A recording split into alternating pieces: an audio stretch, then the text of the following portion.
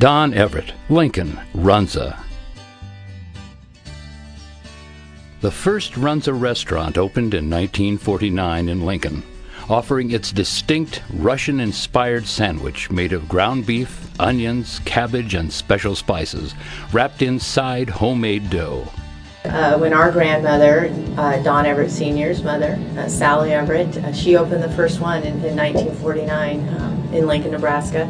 She apparently just made the Runza sandwiches, of course, for years. Her mom taught her how to make them on a farm that she grew up in Sutton, Nebraska. And Sally's friends would say to her, "These are so good, you should think about opening a restaurant."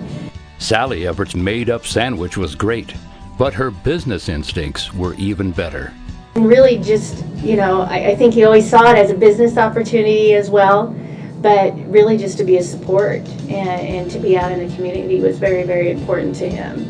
When you talk about passion, he was probably most passionate, in my opinion, about his employees. He always considered them an extended part of our family. In 1963, Donald Everett Sr. makes a decision to return to Lincoln and starts working for Runza. The car hop would go out, take the order, and then, would bring the food back out, and they would sit in their car. Kind of like drive-in movies, I think, were real popular back then. Of course, they didn't have drive-thrus, but that was an event. I think just, people loved showing off their car, so I think that was just a kind of a neat thing of the times. With his mother's support, Don Everett starts the process of making Runza a well-known name and sandwich in Nebraska. School, unfortunately, wasn't really his strong suit, so as he continued to work at Runza on his return to Lincoln, he really felt like this is something that we can make a go of it, and he approached his mother, Sally Everett, and said, "Hey, I'd really like to open up my own Runza." And in 1966, he did that. She loaned him a little bit of money. The Runza success story is filled with both family and staff support. Don Everett is a creative business leader that was always looking for ways to grow his idea. Started as hourly employees through high school or even college, and he was a very inspiring individual to them, and gave them a lot of great opportunities to open their own restaurant, helped finance them, helped invest in them, sold his stock back to them. He just really seemed to enjoy watching people grow up underneath him from very simplistic position within the company to franchisees and millionaires and some very successful individuals. For him to see them succeed, I mean, he really, really took a thrill out of seeing them be so successful. From the very beginning, Don knew that the long-term success of Runza would depend on attention to detail and delivering a quality product to every customer. Don Sr. Felt very fortunate to grow up in a state like Nebraska. Nebraska is very pro-business climate, at-will employment state, but most importantly were the values that Nebraska stands for. He sold stock to all of his managers, and even some of his really successful stores, he let those become independent franchises because he just was that kind of generous person. He knew working in a restaurant is extremely difficult.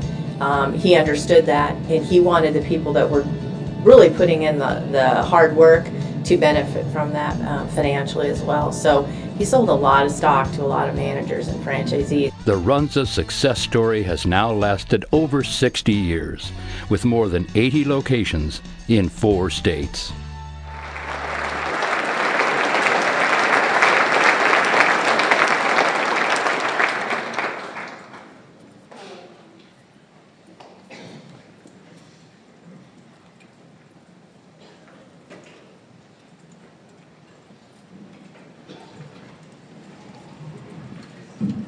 Well, I first owe Governor an apology. He made a special request in the hospitality room minutes before coming in here for dinner. He said, "Hey, you suppose we could get some mini Runzas at the head table at least?" So, Governor, I apologize. I could not come through with that request. We will get a gift card in the mail. I'm Donald Everett Jr. I'm president of Runza National. Been president for about 17 years. And I'm humbled to accept this honor on behalf of my father, who couldn't be here this evening. Likewise, to the other recipients, we have a lot of family and friends here this evening.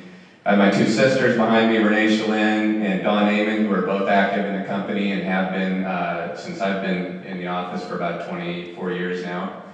And before I came up here, we didn't know who was coming up here to talk. They nominated me, and ever since they nominated me, they've both been in my ear telling me what to say. It's been going on like this for 25 years.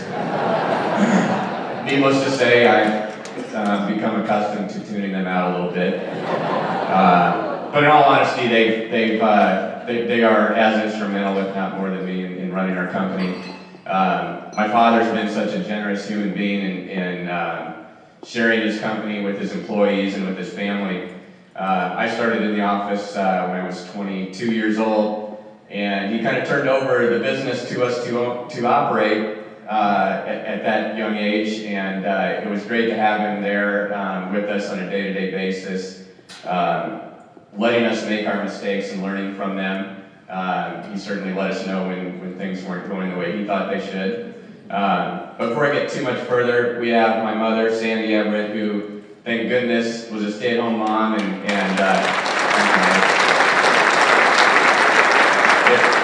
if we would have been left to my father's vices, I'm not sure where we would have ended up. He has, the entrepreneur DNA in him, and anyone who knows one, they're unique individuals. I'll share just a quick story with you. I went to Lincoln Southeast High School, and I remember our marketing teacher invited my father to come speak to the marketing department, or marketing class, and of course as a 16, 17-year-old, I was cringing at the fact that my father was coming in to speak to our class, but he was sharing, his success story, starting with, of course, his mother that opened the first runs in 1949, and 17 years later, he decided, when he was, I believe, 22 years old, hey, I'd like to open up my own runs a restaurant. And he explained how, all the banks, in town told him, denied his request for a loan. And, of course, my father's very inspiring and convincing. I was thinking to myself, what was wrong with him? And I think now I'm on the Westgate Bank board, and, so I hear a lot of stories about loan officers and denying requests. And I think to myself, boy, if I was a loan officer visiting with a 22-year-old young man telling me he wants to start a business centered around basically a calzone with the most flavorless vegetable in the produce aisle as the primary ingredient, I can't say that I would have approved him for a loan.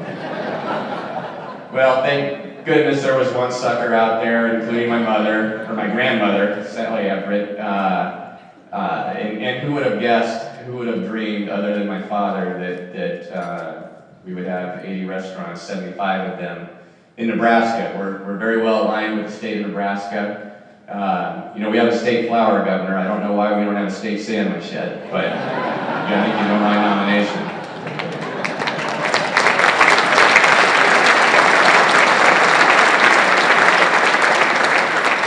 So in closing, thank you very much for inducting my father into the Nebraska Chamber Hall of Fame. It is probably the top honor he has received, and we're truly humbled by it. And I really appreciate all my father's friends and families, and I mean, so many people that are here this evening to support him. Tim Higgins in the back from Kearney. He was like a son to my father. He now owns and operates 2 stores in Kearney, is wildly successful, and there's countless stories like that in our business, and that's a great thing for the state of Nebraska to encourage others and employees to be successful in your business, and Nebraska is just a state like that. So thank you very much.